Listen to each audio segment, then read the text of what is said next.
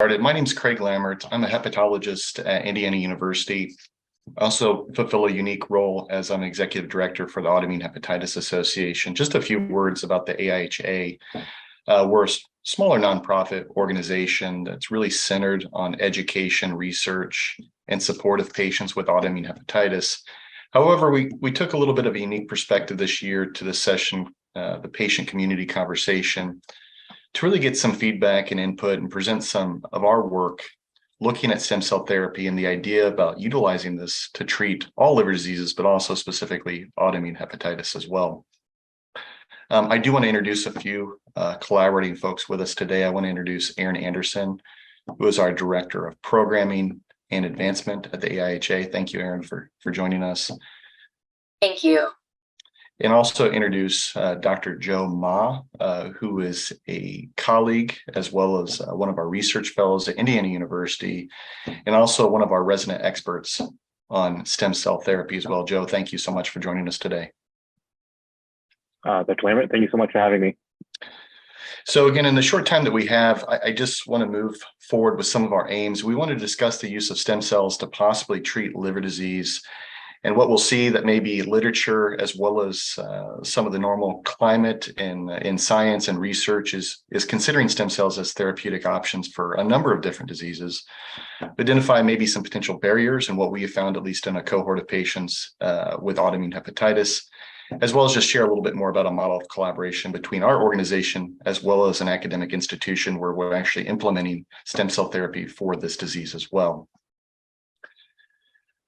So just a few pieces about liver disease before we jump into stem cell therapy. Liver diseases are obviously a major health problem worldwide. This includes everything from viral, alcohol, drug, metabolic, and autoimmune. Really, the gold standard for treatment at clinical endpoints is whole graft transplantation, right?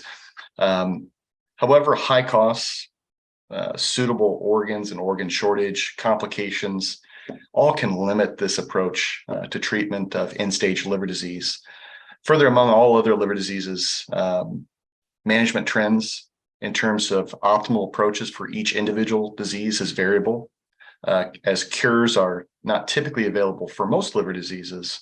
Therefore, there are patients that are either undertreated or not responders to current strategies.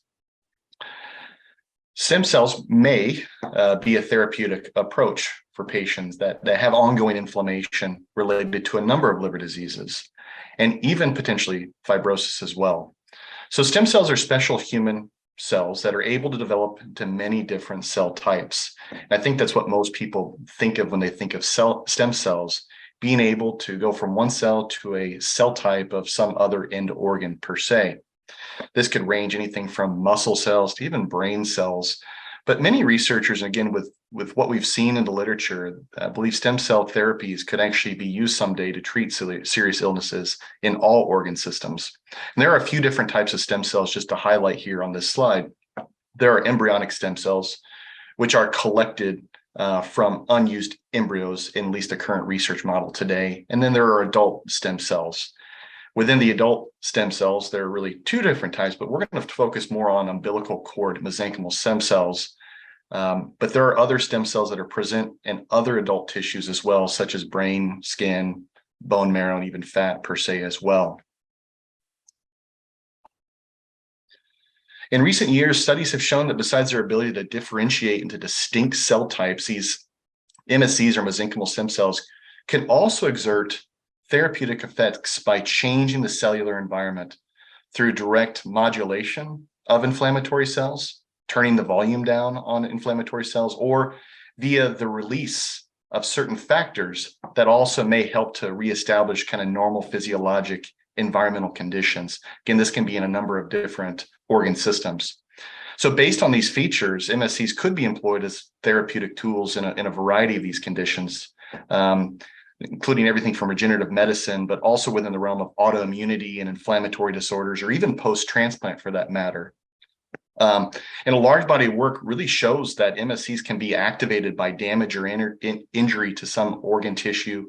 They may then also migrate to the site of that damage or injury and then are activated again by the local environment there that causes them to react and again control inflammation, thereby insinuating repair and regeneration of that tissue as well through kind of direct immunoregulation, and then also the secretion of inflammatory markers or inflammatory substances as well.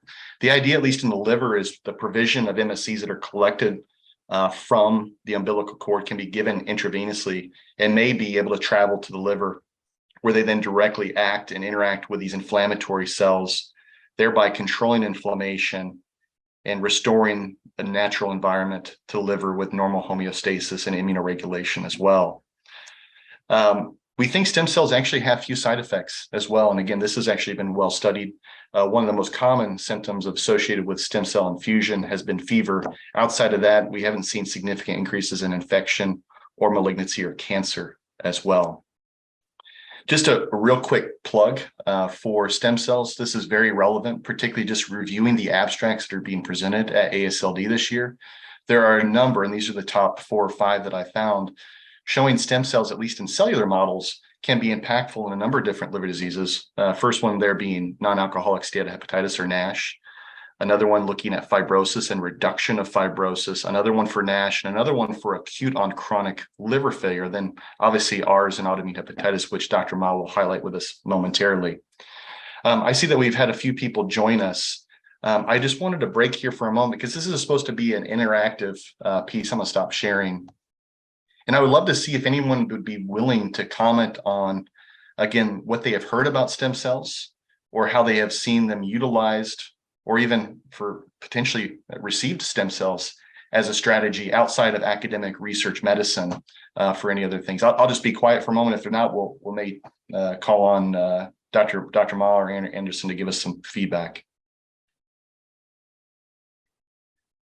This is a relatively new concept. And again, stem cells have been around for a number of years. And again, I think North American research is lagging beside AIHA in terms of looking at stem cells in not only clinical or animal models, but also research models. Dr. Ma, can you give us any feedback on the current literature and again, the state of mesenchymal stem cells and how they're being applied to liver disease? Sure, Dr. Lammert. I think for mesenchymal cells, specifically in liver disease, as you said, they're novel. They've only really been used for the last 10 years or so. To my knowledge, no trials in North America yet. That's obviously something we're trying to address. And really, I agree with everything you've said. Really, for initially, we thought stem cells were more, to change into a cell type to replace liver cells. Now we know that they don't really do that necessarily, or that's not the main effect. They're anti-inflammatory. They secrete other markers and other cells that, decrease inflammation around any organ, including the liver. Thanks, Dr. Ma. I think that is an important point. Maybe could we talk a little bit about some of the barriers? And again, this has kind of been central to the work that we've done as we've thought about employing stem cells as a treatment strategy for autoimmune hepatitis. And I think given my location and again, what we think are social norms, we were concerned about using stem cells because of maybe ethical or moral conflicts. Any of the members that are joining us on phone, think of any issues or hesitancy in terms of considering stem cells as a treatment for any liver disease, or what concerns patients may have?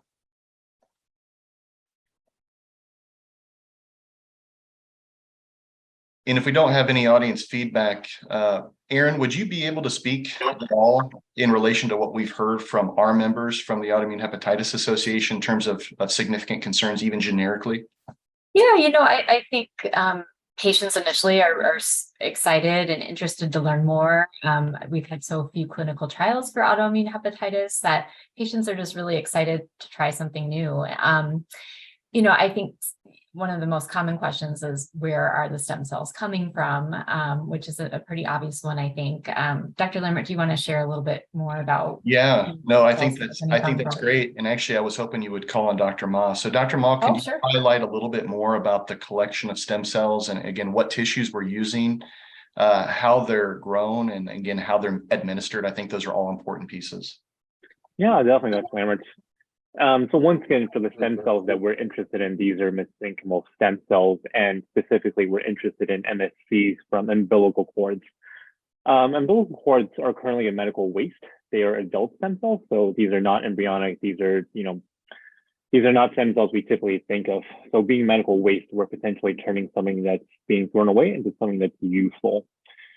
And for harvesting, it's actually really simple. What happens is that these stem cells, after informed consent, they're collected by a research facility where they're diced and also just dissolved, basically digested. And then from there, the cells can be, from that process, we're isolating the cells. And then after that, the cells are plated into dishes and they're cultured and they're passaged. And then from that, they're grown.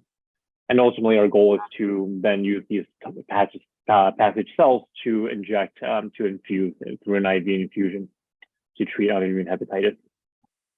Yeah, and maybe we could pick up there, Joe, because I think this has been an important piece for us. And we asked patients about the administration of intravenous therapies for autoimmune hepatitis, but just in liver disease general. Most therapies that are administered are typically oral medications.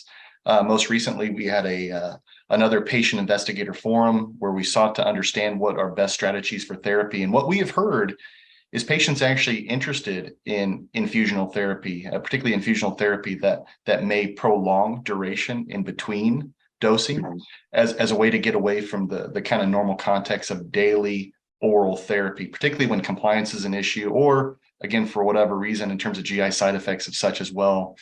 And then maybe I'll ask the group too, because I want to try to be as interactive as possible. But are there barriers, do you think, to intravenous therapies, particularly using stem cells? Are patients willing and able, and is this something that they would be seeking out?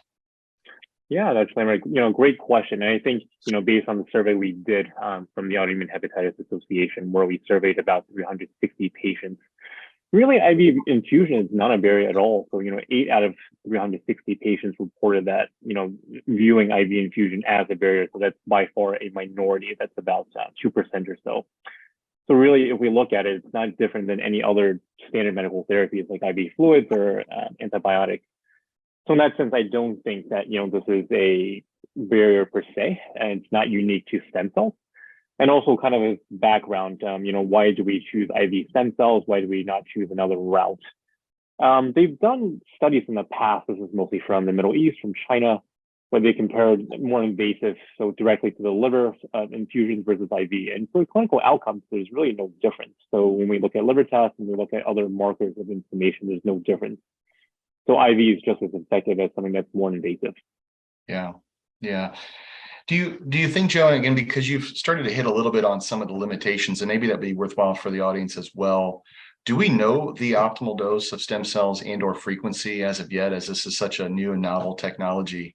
And how do we sort that out in terms of just liver disease in general? Right, actually, right. Great question once again. So I think, we don't know the optimal dosing or interval between infusions. And really what's been done is that, it's kind of been educated guesses. So some more of the some frequently used doses are weight-based. So for example, it's usually about 1 million cells per kilo of body weight. And then for infusion routes, it's IV. And then for frequency, it's usually about once every 4 weeks or so, depending on the disease. It's also, so we don't fully understand. This is an area we're trying to further investigate. Yeah. Aaron, maybe if I could pull you back in a little bit as well. Through our organization, again, Joe's going to give us a little bit more about the work that we've done. You run a number of support groups for us. And again, we've talked a little bit about stem cell therapy as a strategy. Have you heard any other considerations beyond moral, ethical, any religious concerns that folks have advocated for? Not in the support groups that I've been a part of. Overall, I just think patients are really, really excited to see something new being tried for AIH, especially for patients who don't respond to typical therapies that are used for autoimmune hepatitis. So just the fact that we're trying something new, there are much fewer concerns than I was actually expecting, which is exciting to hear. But yes, I haven't heard any concerns. Yeah. Thanks for that. And maybe Dr. Ma, if it would be applicable now as we're kind of halfway through, could we share maybe some of our findings? Because I'd like to probably kind of share the context of what we noted, at least in patients. You've shared a little bit of this, but more specifically, what were our key takeaways? But also, are there certain patient populations that are poised to go after stem cell therapy versus others? Yeah, definitely. That's right. So, once again, this is our survey that we conducted recently. We had about 360 participants that completed the survey. And these were all adults that were diagnosed with autoimmune hepatitis by a physician. And interestingly enough, we categorized these patients into two groups. And these two groups, we looked at early adopters versus non-early adopters. And really for us, how do we define each group? For us, we asked the question that if stem cells are not FDA-approved therapy, this is the Federal Drug Administration, and they're not approved by the FDA, how likely would you be to consider using stem cells for autoimmune hepatitis, to treat your autoimmune hepatitis? And in this sense, once again, we found 180 early adopters that had favorable views and that were willing to try stem cells as part of their AIH management, versus 180 non-early adopters that were not, willing to try stem cells. Yeah, and Joe, And maybe really, what does early adopter mean? Sure, yeah. So early adopter, once again, to clarify, is these are patients that are willing to try stem cells despite it not being FDA approved. Yeah, so I mean that's a little bit new nomenclature for me as well. Is this applicable to just general clinical trials? Are these the type of patients that are willing to sign up for investigational therapies? Great question, actually, Lammert. So we did look at that specifically. So overall, we compared, the rates of the willingness of participants to enroll in a clinical trial, and not surprisingly, early adopters. More than 90% of early adopters will consider a clinical trial with stem cells. But even then, when we look at the non-early adopters, about 70% still consider clinical trials. So I think regardless of early adopter versus non-early adopter, patients in general with AIH are willing and enthusiastic about clinical trials with stem cell therapy. Yeah, I think it brings up a really good point. And one piece that our organization and maybe others among other liver diseases as well is that, the therapies we currently have are not necessarily up to par. To speak in few words, we have had therapies that are really have shown good outcomes in a good proportion of patients, but I think we get lost in a number of pieces. One being patients that are dependent on chronic steroid therapy, and again, this can be found in other liver diseases as well. But also just the therapy itself can be associated with a lot of side effects, and it really does seem that patients are seeking therapies that minimize side effects, but obviously the most impact and benefit. Outside of that, was there anything else that surprised you about this study that you've done? Yeah, Dr. Lammert. So, maybe not surprising, but probably more reaffirming that when we looked at baseline characteristics of our participants, meaning, their degree of, do they have cirrhosis, how long they've had AIH, I guess logically, we found that patients that were early adopters had longer disease duration, meaning they had autoimmune hepatitis for longer time period. And also that these patients identify themselves as difficult to control. We gave a very broad definition, in terms of difficult to control AIH. And that for the most part meant that these patients were steroid dependent. And then lastly, these patients that were early adopters were also, more likely to have cirrhosis, meaning that they were, they had complications, they had advanced fibrosis from their disease that the non-early adopters did not necessarily. Yeah. And I guess, one interesting thing that I found was at the end was surprising to me was that there was really no difference in their medication regimen. These patients had similar rates of prednisone or budesonide use, and currently and in the past, and they had similar rates of uses of azathioprine and mycophenolate. So medications current and past did not matter, we're not different between the two groups. Right. And maybe to flip back to Aaron, one thing that we hear often from our members is about quality of life metrics. And one thing that is surprising, I think, to most patients is that, at least in our therapeutic realm of autoimmune hepatitis, endpoints of quality of life really have not been measured well, nor have we seen how quality of life metrics improve, change, or evolve with the current treatment paradigm. I think this is highly applicable for other liver diseases as well. And actually, in the past 5 to 10 years, I think as an academic society, hepatologists and clinical researchers have done a much better job at realizing just how bad quality of life is for patients.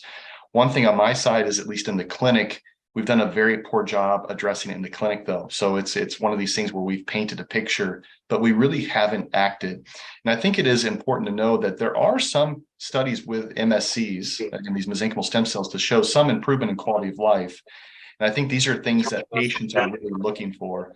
Aaron, in the context of quality of life, Do you find the same thing, that at least with the patient members of the AIHA are concerned most with quality of life, or is it more about cure? I think it's a little bit of both, but I definitely hear lots of concerns with quality of life in our virtual support groups. Fatigue, depression, anxiety, joint pain, just to name a few. I think fatigue overwhelmingly is the top complaint we hear from patients. And they, I think at the end of the day, they just want to feel better, and they want medication that doesn't bring additional symptoms or side effects. So I just think they want to feel better. Yeah, no, I think that's reasonable, and I will echo the sentiment again that at least in my own clinic with autoimmune hepatitis patients, but also just liver patients in general, quality of life comes up more often than other therapeutic strategies. And kind of, what can I do, doctor, beyond this? Again, a lot of these topics focus on diet, exercise, or other things, or even quick fixes. But again, it's as a clinician, it's hard to provide any kind of evidence-based strategy when there is none, honestly. And there have been studies, at least in a few liver diseases, to look at quality of life metrics or improvement. The problem is we just have not found anything that has had any kind of durability of response. And I think I was just going to say that I think patients get really frustrated because they want to try new techniques or new medicine, and there's just nothing really out there new for them to try. And that's why it's so exciting that we're considering stem cell therapy. Yeah, so I think that's a great bridge, Aaron. So the Autoimmune Hepatitis Association, we've taken an initiative in thinking, how did we want to use this organization to drive research? I think we dreamed about the idea of considering a novel therapy when we started this organization 6 or 7 years ago. And we've kind of come full circle now, and we've worked with investigators at Indiana University to fund and work with them to develop an investigational new drug application for the use of stem cells in autoimmune hepatitis. This has been a very fruitful collaboration. It's been a great example of how patients can work with doctors and investigators to not only to identify the gaps in the disease, but also to suggest and move therapy as well. Aaron, as the leader of the Autoimmune Hepatitis Association, anything that you learned in working with academic clinician scientists that would be worth sharing with the group, and how to move or mobilize some kind of novel therapy? You're obviously very focused on quality of life, but I don't think a lot of hepatologists necessarily always think of quality of life issues. And I think those are the concerns that are really top of mind to patients. So I would just encourage all doctors and researchers and pharmaceutical companies to really think about measuring quality of life endpoints. Yeah, I think that's a great point. And in fact, the fact that we've been able to use that to build into our work at IU, again, in that collaborative effort, but also working with a few other pharmaceutical companies over the past few years, it's clear that we've been able to move at least the environment to look at quality of life as an endpoint for some of the therapies that are being considered, at least in our disease. Maybe, with 5 minutes left, if there's any other comments, Aaron or John? Maybe we just open for any questions or thoughts, reflections.